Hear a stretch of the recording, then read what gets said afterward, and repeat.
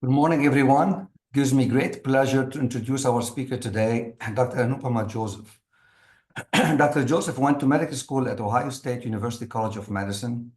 She did her residency in internal medicine at University of Chicago Medical Center and her fellowship in cardiovascular medicine here at the University of Wisconsin School of Medicine and Public Health, where she served as chief fellow.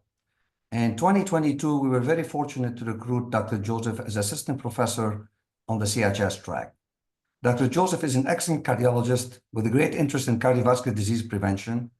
She has established the first ever tribal outreach preventive cardiology clinic in Wisconsin.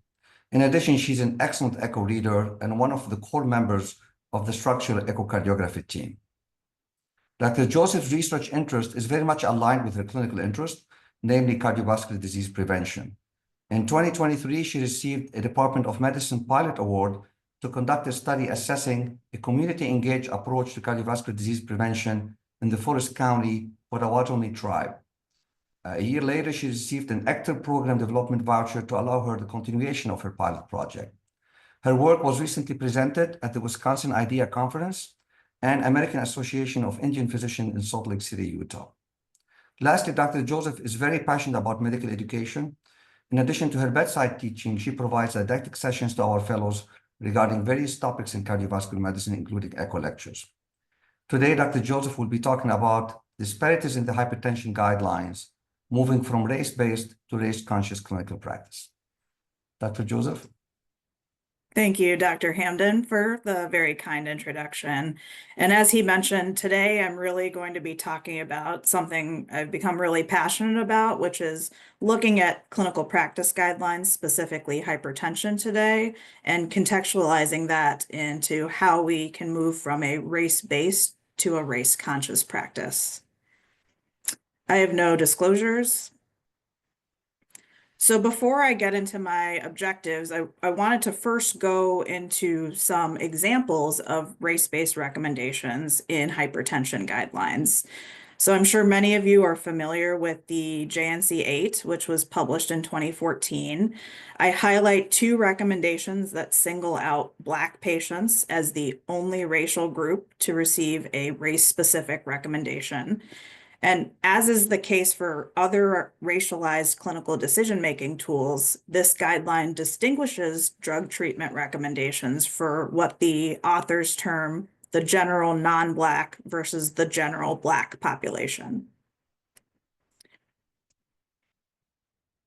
Next, in the 2017 ACC-AHA hypertension guidelines, again, the only singled out racial group is Black adults.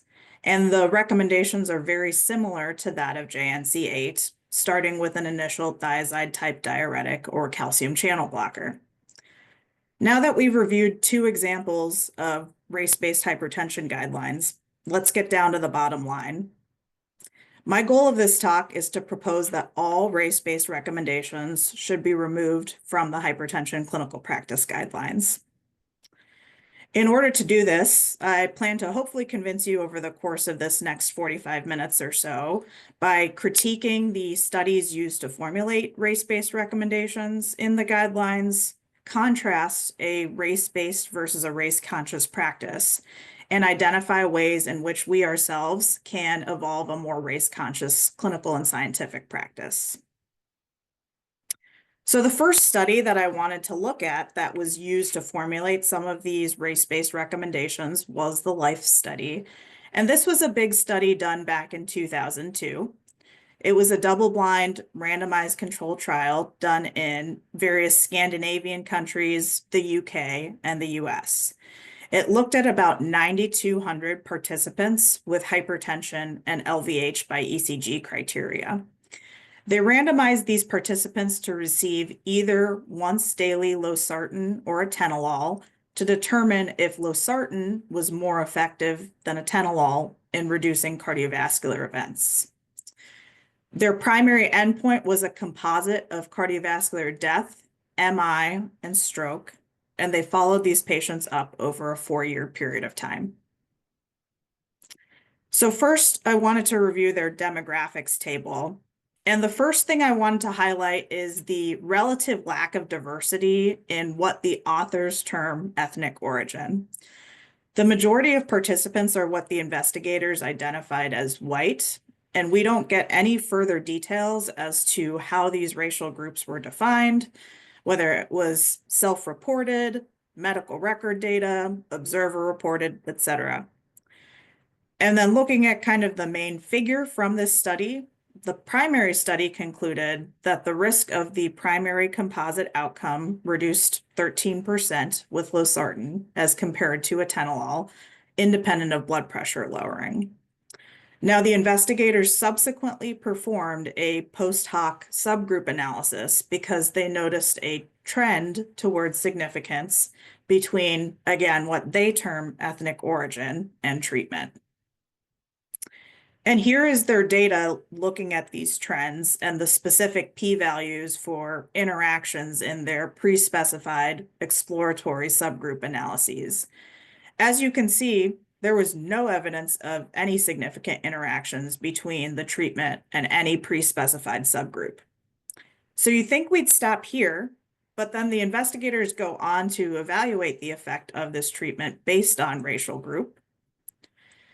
And this was actually the statistic cited in the ACC-AHA data supplement as the reason this study was considered significant enough to support race-based recommendations. And you can see up front, you say, okay, yep, there's a hazard ratio that's maybe favoring losartan in white patients and maybe favoring atenolol in Black patients with a significant reported p-value. However, if you actually look into this data, this was an unadjusted hazard ratio. And to go one step further, the authors actually admit in their discussion that even though they didn't account for or adjust for other variables, they noted significant differences in event rates, demographics, and comorbidities among multiple different patients in their study arms. Particularly, they saw higher event rates in patients from the US as compared to Scandinavian countries and the UK. And to give an example of this was the only table I could find highlighting any differences in comorbidities. Now, to remind you from a couple of slides ago, we had evidence before that there were no significant interactions between treatment and any pre-specified subgroups. So statistically, we're a little out of the water here because this is now a subgroup analysis comparing US Black patients to US non-Black patients. And you can see I've highlighted a few of the comorbidity differences that certainly could influence cardiovascular event rates. So differences in age, smoking rates, prior coronary heart disease, diabetes, and serum creatinine in US Black patients, obviously something to consider when we're thinking of losartan being one of the comparators. The authors unfortunately don't break down further differences in comorbidities between patients on losartan and atenolol. So we don't know if there were any differences in these demographics in Black patients in the losartan arm versus the atenolol arm, which would have been helpful to see. And then in that same subgroup analysis, this was looking at the breakdown of medications that patients in these two groups were on. And the authors were drawing conclusions about monotherapy arms, so losartan versus atenolol. But if you look at the table, the vast majority of patients really in both groups were actually on multi-drug therapy or off the study drug completely. So multi-drug therapy anywhere from 21 to 33%, and 33 to 38% of patients were off the study drug completely. If you look at the actual number of patients on monotherapy, so looking at 50 milligram dose alone, we have between 3 and 6% of patients. The 100 milligram dose alone, we have between 0 and 2% of patients. So the true numbers of patients on monotherapy are quite small. So drawing any conclusions on losartan to atenolol single agent comparisons is flawed. Next, this was their adjusted hazard ratio where they only corrected for Framingham risk score and degree of LVH. Again, even though we saw those other significant differences between these groups. So again, in this subgroup analysis where event rates and patient numbers are quite small, and there wasn't actually a significant interaction in the primary outcome, there's a small degree of statistical significance ascribed to higher stroke rates in Black patients on losartan compared to atenolol. However, when you look at their forest plot, and there's no reported hazard ratio where they correct for all of these factors listed on the left side, but even just looking at this fourth category, where they do some rudimentary controlling for just age, gender, systolic blood pressure, and LVH, that unadjusted hazard ratio favoring atenolol for Black patients who are denoted by triangles here now becomes non-significant. The authors still conclude that Black patients seem to have a greater reduction in the risk of cardiovascular events with atenolol relative to losartan. So obviously this study has a number of limitations that we've gone over, but to summarize, first, this was a non-diverse patient population. Second, although the authors phrased conclusions favoring one monotherapy over another, the majority of patients were on either multi-drug therapy or off the study drug entirely. Their race-based conclusions were based on unadjusted hazard ratios in an exploratory subgroup analysis, which obviously significantly increases the rates of error. Although there were clearly significant differences in meaningful comorbidities such as age, smoking, and diabetes mellitus, among others, they don't adjust for these factors nor denote the difference in these comorbidities between study arms. And importantly, and this will be a recurring theme as we go through these studies, there were no adjustments for any social drivers of health. And the authors here are really using race alone to explain differences in outcomes. So certainly there's a high risk of confounding. They also don't outline how the racial categories in this study were defined or acknowledge race as a social construct. And this really propagates the flawed idea of racial essentialism, which is a belief that there are innate genetic and biologic abnormalities common to everyone of a particular racial group, really linking those to phenotypic appearance. So the next and last study I'll talk about is the most widely cited to support the race-based recommendations in both JNC8 and ACC-AHA, and I'm sure many of you are familiar with the All-Hat study. This was a randomized double-blind trial done in more than 33,000 participants with hypertension and at least one other cardiovascular disease risk factor. It was done at more than 600 sites throughout North America, in the US, Canada, and Puerto Rico, and patients were followed between 4 and 8 years. Patients were randomized to receive either chlorthalidone, lisinopril, or amlodipine. One thing to note is that there was initially a fourth arm, doxazosin, but that arm was discontinued due to a higher percentage of patients in that arm developing heart failure.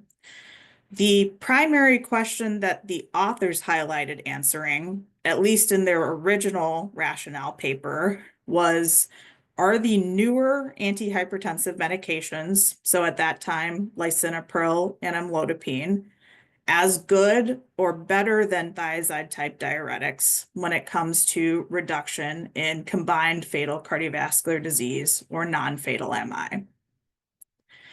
Speaking of the initial All-Hat study protocol, I wanted to include a couple statements that speak to some of the racialized intentions of the study from the outset. So the protocol specifically discusses testing the more expensive calcium channel blockers and ACE inhibitors against cheaper diuretics, and make a frankly racist assumption equating one social driver of health just with one racial group. The authors here really posit that African-American patients are more often low socioeconomic status and more likely to benefit from cheap but still effective drugs. The investigators already seem to have a pre-existing hypothesis that there are racial differences in drug efficacy and over-recruit Black patients more heavily to this study. So looking at their demographics table, to give the study some credit, they do at least acknowledge one socioeconomic status indicator, education, although they don't correct for it or mention it again. Once again, in this study, we don't get any information on how what the authors call ethnicity was defined or identified. I also wanted to highlight the high percentages of patients on antihypertensive treatment at baseline, around 90%. This is important as we'll find the investigators end up changing their study question in the published manuscript, and there was actually no washout period prior to starting the study drug. And then I wanted to spend some time on the medications used in this study. I'm guessing no one on this call will disagree with me that the medications that they added to the original study drugs were clearly inferior and not reflective of a typical clinical practice. So as a reminder, there was no washout period before starting first with the study drug. Clinicians treating these patients then had the opportunity to add on atenolol, reserpine, or clonidine. And if blood pressure still wasn't controlled at that point, then they could add on hydralazine. Now, one of the statements used in the ACC-AHA data supplement to support why the all-hat trial was used to formulate the race-based recommendations and the guidelines was that chlorthalidone was superior in reducing blood pressure and cardiovascular disease events versus lisinopril in African Americans. Note that as we reviewed, all-hat was not powered to answer the question of superior blood pressure lowering. Similarly, from JNC8, the statement referencing all-hat talks about thiazide-type diuretics being more effective and recommend thiazide-type diuretics over ACE inhibitors. And they also recommend calcium channel blockers over ACE inhibitors due to higher rates of stroke. We'll review that data in more depth. But I wanted to include the specific wording from these guidelines and justifications as an example of the perpetuation by multiple different groups. Again, not just the original study authors, but also guideline committee writers. The idea that everyone in a specific racial group should be treated the same way. This is a recurring theme that's really become ingrained within scientific practice.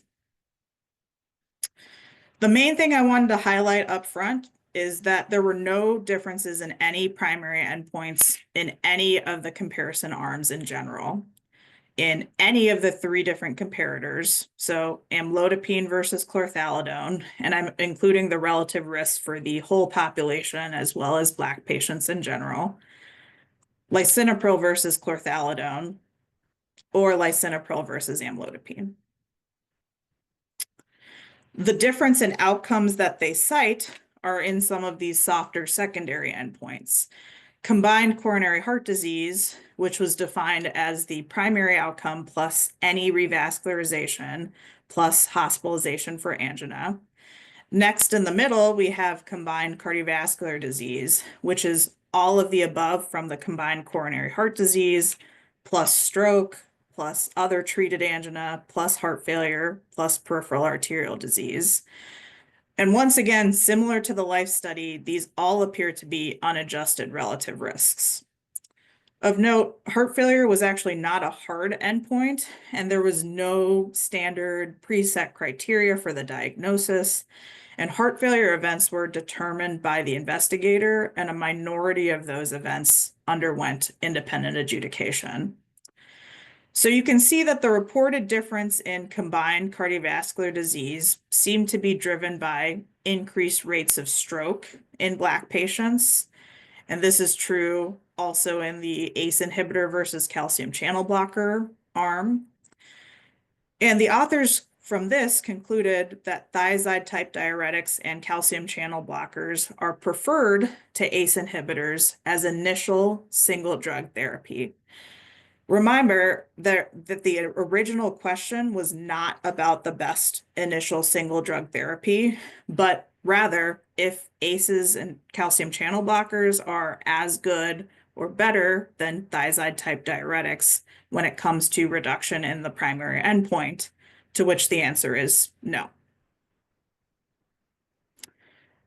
This is another table from the primary study looking at antihypertensive medication use over the follow-up interval. But the main points that I wanted to highlight were specifically within the lisinopril arm, which had the lowest percentage of patients that were actually receiving the study drug throughout the follow-up, the highest percentage of patients on steps 2 or 3. As a reminder, that was atenolol, clonidine, reserpine, and hydralazine, as well as the highest percentage of patients on other non-study drugs.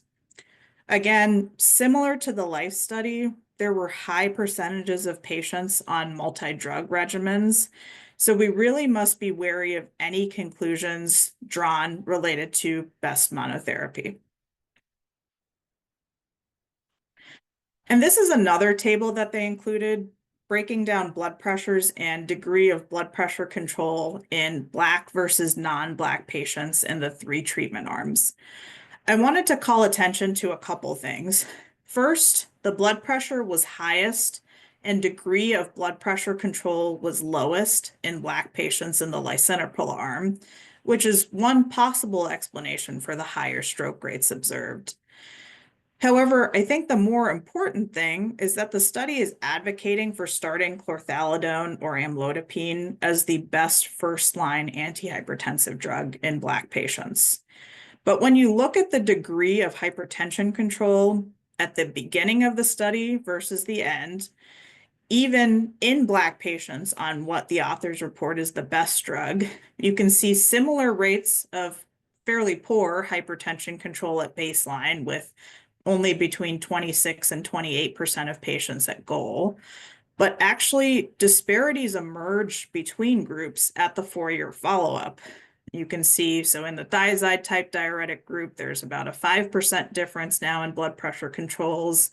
In the calcium channel blocker group, an 8% difference, and the ACE group, a 13% difference. So this suggests that prescribing medications based on race may actually create and or worsen disparities in blood pressure control. Now, the ALLHAT study has been extensively criticized for a number of different reasons, and a journal club level critique of the study, including that it went through expedited peer review in just 48 hours, is a little beyond the scope of this talk. But I wanted to summarize some of the main critiques that I identified, particularly in the context of using this as a foundational study for some of the race-based recommendations in the hypertension guidelines. First, going back to the study protocol, the authors had outlined racialized intentions at the outset and really presumed that Black patients are more likely to benefit from a cheap but still effective drug. They also over-recruited Black patients, which likely had good intentions, but suggested that they had pre-existing hypotheses related to racial differences. They seem to want to show that chlorthalidone was superior to fit their racialized hypotheses that the cheaper diuretic would be better for Black patients. However, these conclusions were based on unadjusted, softer secondary endpoints.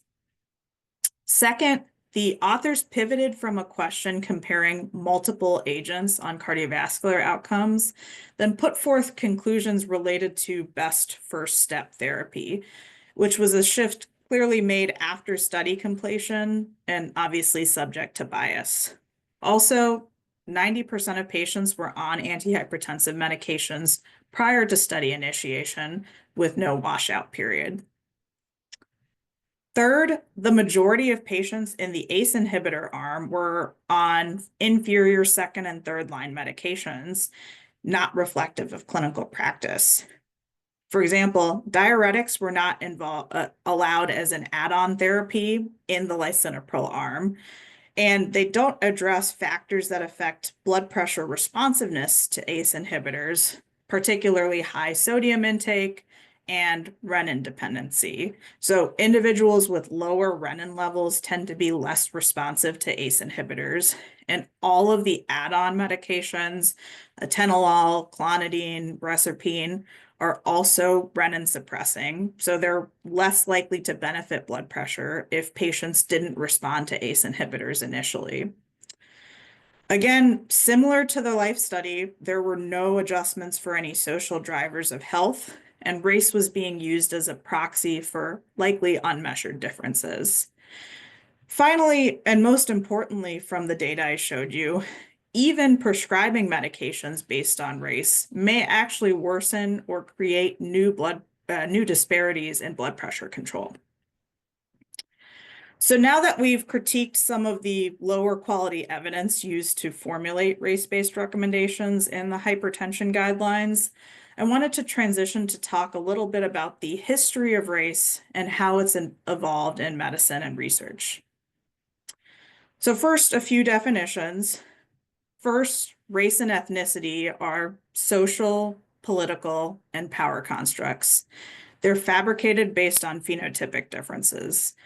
They're not biological constructs. And this actually dates back to 20th century population genetic studies showing no biological basis for race, and even showing that there are substantial biological determinants that differ among people of the same self-identified race or ethnicity.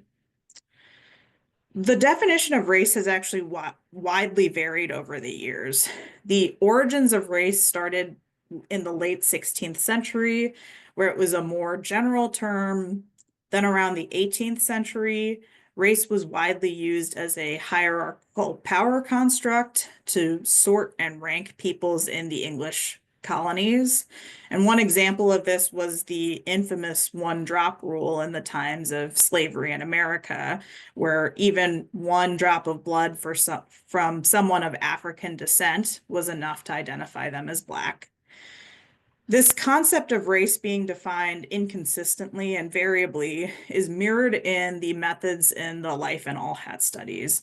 It was not clear how racial groups were defined, and since there is substantial biological variability among people of the same self-identified race or ethnicity, the idea of reporting any outcome differences in race is inherently flawed.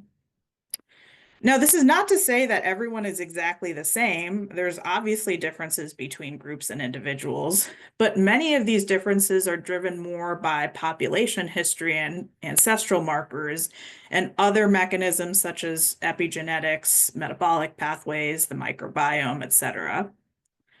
Genetic ancestry is a more useful construct as it actually reflects the architecture of genome variation between populations.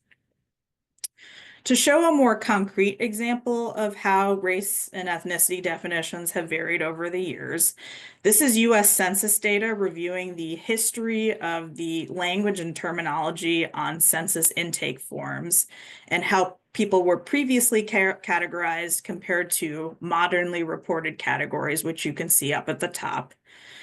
The initial categories were free white females and males, slaves, and all other free persons. And you can see historically how those have changed, what's been added and eliminated over time. So again, this once again mirrors the inconsistency of racial and ethnic data reporting in the studies. To further reinforce the idea that race has no biological basis, particularly in the context of hypertension, this was from the International Collaborative Study of Hypertension in Black individuals, which was done in the 1990s. And they actually went door to door and did surveys and blood pressure measurements in almost 10,000 Black, African, and African American individuals from West Africa, the Caribbean, and in Maywood, Illinois. And this graph shows the lowest prevalence of hypertension is in Nigeria, and the highest prevalence, with more than double the rates seen in Nigeria, is seen in Maywood, Illinois. So you can see, again, there's no valid reason to use phenotypic appearance as an indicator of underlying physiology or biology. Now, as a follow-up, they conducted the International Comparative Study of Blood Pressure in populations of European and African descent.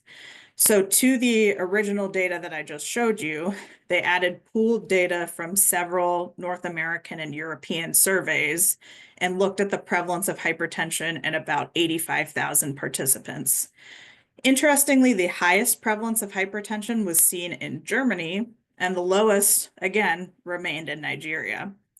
This further reinforces the idea that how someone looks or identifies does not reflect their underlying physiology. And then to talk a little bit about ancestry conceptually, this was an interesting study done a few years ago, and it looked at individuals who identified as Latino American, but stratified them further in terms of an ancestral origin, looking at genetic admixture in Mexican American individuals on the top and Puerto Rican individuals on the bottom. So you can see pretty clearly the substantial variation both within groups as well as between groups. Again, just another example of the flawed approach to only using racial or ethnic data to treat a group uniformly. So despite fairly compelling evidence, I think, that race does not predict biology or physiology, race-based recommendations clearly impact physician mentalities and practices in a negative way. So this was actually from a qualitative study using focus groups with 40 self-identified Black and 50 self-identified white physicians throughout the US. They were presented this case that I included of a 57-year-old woman with multiple cardiovascular risk factors, and they were asked questions about the effect of race and ethnicity in treatment, how they use race in clinical practice, and when they think race is medically relevant.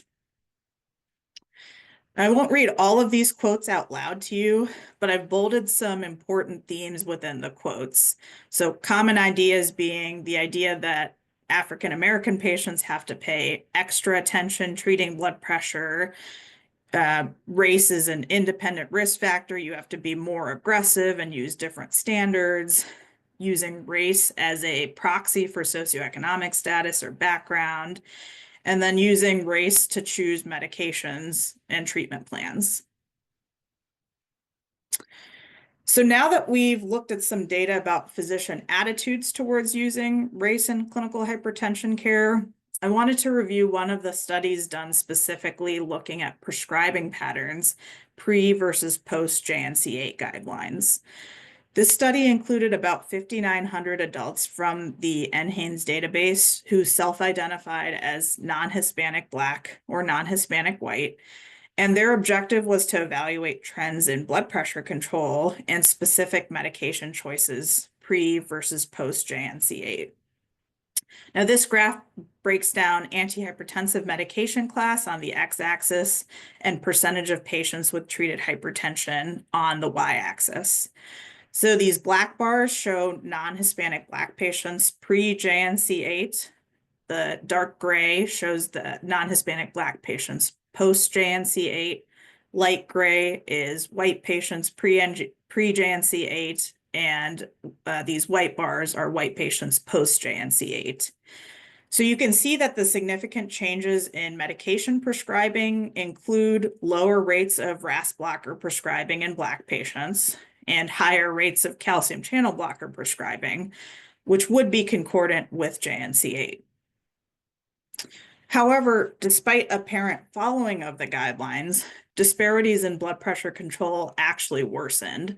So note that the average blood pressure actually rose in both groups, but the pre-JNC8 4 millimeter of mercury difference has now risen and is nearly 6 millimeters of mercury.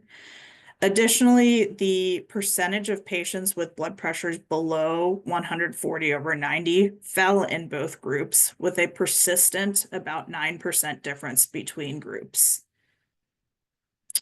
So now that we've reviewed some of the hazards of using race-based recommendations in hypertension care, I want to formally define race-based medicine as the system by which characterizing race as an essential biological variable translates into clinical practice, leading to inequitable care.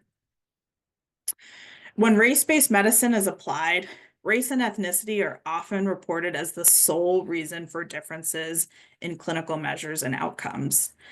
In these cases, race is being used as a proxy for unmeasured structural and socioeconomic differences, which really reinforce stereotyping and ideas of biological inferiority. Now, applying some of the harms of race-based medicine to the life and all hat studies I reviewed. First, in both studies, race is being used as a poorly defined proxy for multiple factors. This really propagates the idea of a racialized worldview, which is a cognitive framework theorized by anthropologist Audrey Smedley, where she notes that race was fabricated through elements of English cultural history and the conquest and enslavement of phenotypically different populations. As part of this, race was equated to biology, with the idea that variation within racial categories is small, but between group differences are large. This mirrors some of the racist cognition that was used, particularly in the justification in the original All Hat Protocol. Now, this racialized worldview has long preceded modern research, but it did become somewhat institutionalized through the NIH Revitalization Act of 1993, specifically related to designing trials to analyze whether variables affect women or members of minority groups differently from other participants. Now, the intentions of this, again, were good, to try to non-exploitatively include more members of marginalized groups in studies. But you can hopefully see the ways in which this has led to treatment paradigms where underpowered exploratory analyses and softer, ill-defined secondary endpoints are now foundational to clinical practice guidelines that support treating every member of a specific racial group differently from the rest of the population without improvement and perhaps worsening of disparities in hypertension care. So hopefully thus far, I've convinced you that the race-based recommendations in the hypertension guidelines are based on weak quality evidence and homogenized recommendations based exclusively on racial group. This practice reinforces implicit biases and stereotypes, and in general, present Black patients in particular with a more limited set of treatment options. As we reviewed, particularly for JNC8, they do seem to have influenced prescribing of medications, but the degree of disparities in hypertension control are still present, if not worse. Finally, these guidelines distract from more important factors that are useful to think about and address in relation to hypertension care, including social drivers of health, structural racism, and epigenetics and precision medicine. Speaking a little bit about the application of genetics and epigenetics in hypertension, we do clearly know that there are genetic variants in how individuals respond to certain antihypertensive medications. One example of that would be Little syndrome with mutations in the epithelial sodium channel linked to responsiveness to amiloride, for example. However, as it stands, there's a profound Eurocentric bias in currently available genome-wide association studies, or GWAS. To show a really nice visual example of this was a study done about 5 or 6 years ago, looking at the ancestral origin of patients enrolled in GWAS. So the left graph shows the ancestral makeup in current GWAS, and the right shows the proportions of these ancestral groups within the global population. Numerically speaking, 78% of patients in GWAS are of European ancestry, when they make up only 1/7 of the world's population. Another theoretical idea for managing hypertension includes polygenic risk scores, although with the limitation of available ancestral and genetic data, these would not be predictive of disease in patients who are not of European ancestry. Using these scores at present could potentially exacerbate disparities, which is why programs such as All of Us and TopMed exist to try to improve inclusivity in genomic-based studies.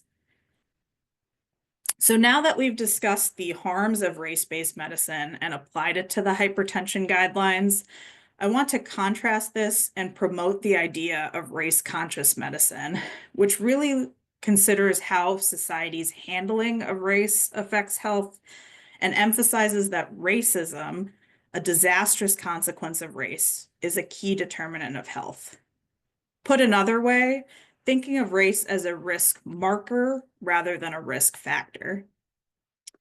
Now, this is a really amazing comic done by Dr. Charlene Obobi, who I knew back when she was my intern in the CCU at the University of Chicago. She's an accomplished artist, an author, and a cardiologist at Brown. And in this comic, she highlights how we talk about race and racism and cheekily titles it, "If Only There Were a Combo Pill to Fix Systemic Racism." In it, and I'll leave it up here for a few seconds for you to read through it, but she essentially is responding exasperatedly to her lecturer, who's reporting on racial differences in diseases and responsiveness to medications, saying that this is all a consequence of racism. And the lecturer decides to move on because they're uncomfortable talking about it.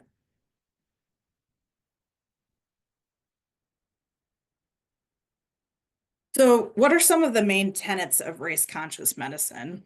First, racism is a current and pervasive problem. Second, racism occurs and produces adverse effects, whether they're obvious or not. Third, race-conscious medicine aims to reform systems and norms that enable racialized harm. Fourth, we all as providers should be aware of reasons racism can affect health, including exposure to adversity, non-equivalent social drivers of health, and psychosocial stressors, among others. So now that we've reviewed the tenets of race-conscious medicine, I want to talk about how we can employ it in our clinical practice. First, we must explicitly denounce race-based medicine.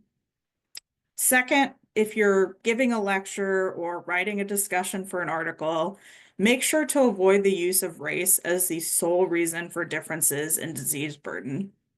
Always consider other drivers when discussing causes of unequal disease burden, such as socioeconomic factors, political differences, historical insults, etc.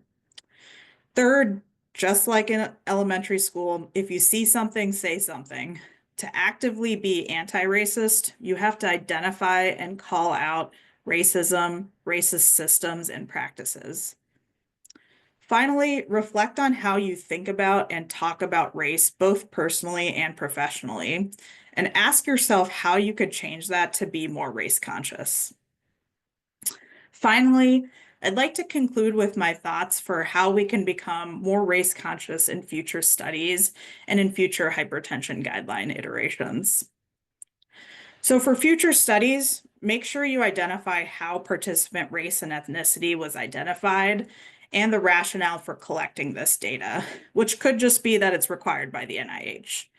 There's a really nice editorial published in JAMA that I've included the link for at the bottom of the slide that talks about this in more depth. And I'd encourage you, those of you who haven't seen it before, to reference it, especially if you're talking about race or ethnicity in an upcoming publication or grant. So I've included a sample phrasing of how this could be addressed in a discussion if a study were to identify an outcome difference between racial groups. So although there was an observed higher whatever outcome in self-identified Black patients, we acknowledge that race is a social construct without a biological or genetic basis.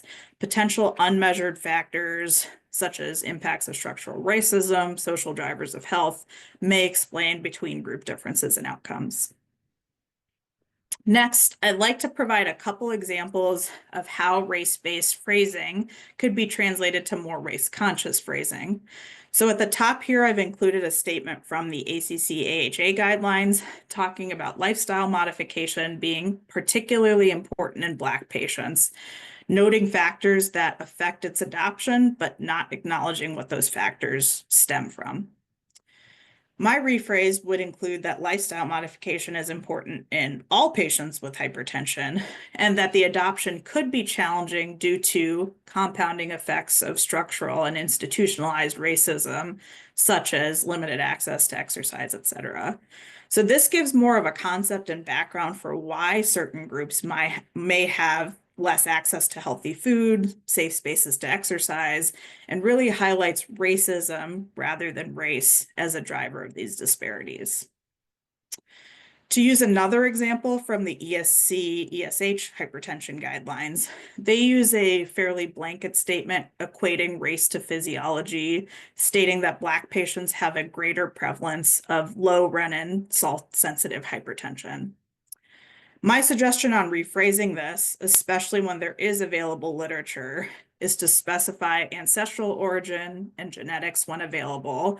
So, for example, low renin hypertension can phenotypically present with either excess or suppressed aldosterone. In Black Africans from Kenya and South Africa, low renin, high aldosterone hypertension is associated with aldosterone synthase gene variants. So I hope that over the course of this 45 minutes or so that we've spent together, that I've successfully convinced you that race-based recommendations should be eliminated from the hypertension guidelines.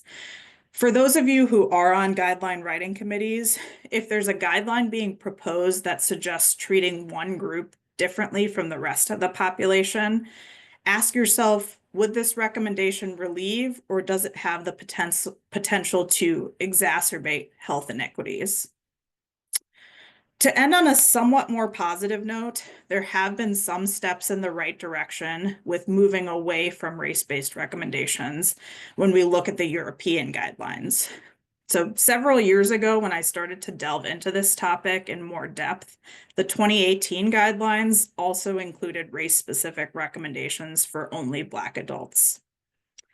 In the latest iteration of the guidelines, they do mention Black patients in one recommendation, but they also specify geographic and ancestral origin, referencing the Creole study, specifically looking at patients in sub-Saharan Africa, and downgrade the evidence class. So again, steps in the right direction.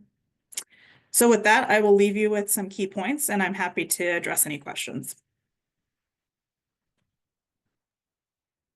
Thank you, Dr. Joseph, for the excellent review and the insight that you provided. We have one question, and I'm just going to read it. There seems to be data that BMI recommendation differences should be considered based on race as they influence cardiovascular outcome. Likely, this should be based on body type. How could we implement factors like this more objectively? Yeah, that's a good question. And there's numerous examples. I'm sure all of you have examples within your own fields as well, where you can think of race-based, different clinical algorithms and things like that. I know GFR and PFT interpretation, BMI cutoffs.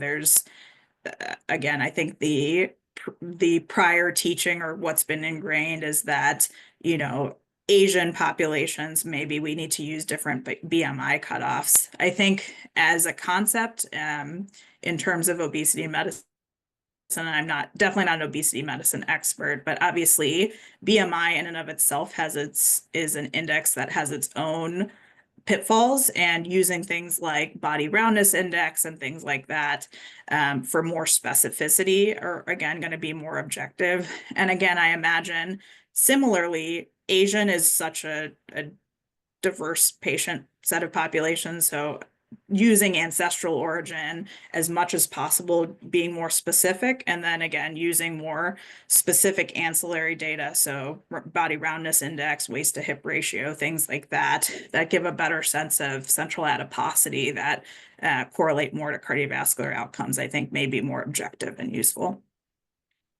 Thank you.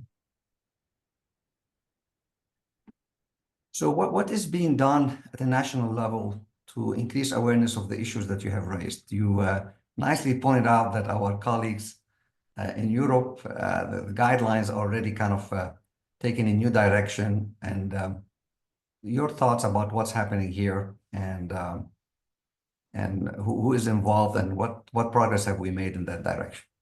Yeah, that's a great question. As I'm happy to entertain other comments if others know of, more national awareness efforts, but certainly in terms of within cardiovascular medical societies, ACC and AHA have their own health equity divisions. So obviously making sure there's representation from those individuals on guideline committees. There have been a series of publications that have come out in the past 5 years or so talking about applying a health equity lens to recommendations and guidelines. And hopefully I'm not sure exactly when the next iteration of hypertension guidelines are going to come out from the ACC, AHA, and the other societies, but I hope they take this into consideration. Well, we don't have other questions, but we still have time. I guess I would be interested in hearing your comments on impact of mental health on blood pressure. I know that that's slightly different than the topic you discussed, but you did allude, of course, to a lot of factors that lead to blood pressure elevation, and your thoughts in specific depression, and knowing very well that the incidence varies, and there's a lot of literature, of course, on depression and hypertension. So if you can comment on that. Yeah, absolutely. So as context, I am part of in my prevention role, I'm also part of the group of physicians that see advanced hypertension consults. So I always tell people, or if I have a fellow with me in clinic, I say the two things that I usually end up recommending the most are, one, a visit with our dietitian, and two, getting plugged into behavioral health, because the number of people that I see in clinic where who have uncontrolled anxiety, depression, PTSD, other many mental health disorders that are clearly influencing their care, talking to them about how having good strategies for when you get super anxious. A lot of them are like, I get anxious, I check my blood pressure because I'm anxious. My blood pressure then gets high, so I get more anxious, and it sort of perpetuates this vicious cycle. Talking to them about how to properly address their underlying mental health problems. And again, this is not just hypertension, but this is all aspects of cardiovascular disease. So, weight and how we think about food, how mental health impacts physical activity. Obviously, there's a lot of both direct and indirect ways in which poorly controlled mental health or untreated mental health conditions can impact blood pressure. Dr. Joseph, thank you again. We don't have other questions. Thank you again for the excellent presentation. And I want to thank everyone for joining us. And I hope you guys, everyone, have a wonderful day. Take care.